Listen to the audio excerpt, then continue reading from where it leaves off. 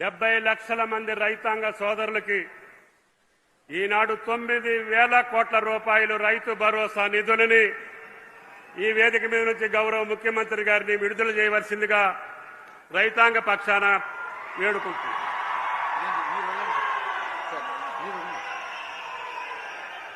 Honourable CM గారు, Rythu Bharosa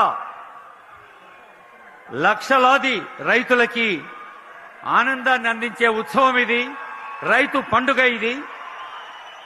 Sandeep Kumar Sultania principal secretary finance, అలాగే principal secretary agriculture Surendra Mohan గారు, ఇంకా జిల్లా కలెక్టర్ అహ్మద్ గారు, ఇతర పెద్దలందరి సమక్షంలో జరుగుతున్న పండుగ ఇది.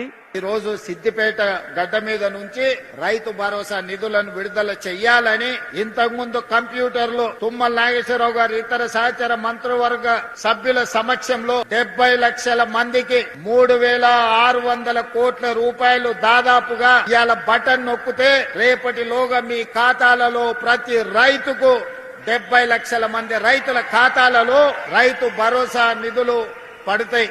అదే విధంగా ఇంకా మిగిలిన 5,400 కోట్ల రూపాయలు 20 రోజుల్లో ఇంకొక 2,700 కోట్లు, అక్కడి నుంచి ఇంకొక 20 రోజుల్లో ఇంకో 2,700 కోట్లు, దాదాపుగా ఇవాళ మార్చి 22 తారీఖు నాడు మనం ఉన్నాం. 45 రోజుల్లో 9,000 కోట్ల రూపాయల రైతు భరోసా 70 లక్షల రైతుల ఖాతాలలో వేసి రైతుల కళ్ళల్లో ఆనందం చూడాలి.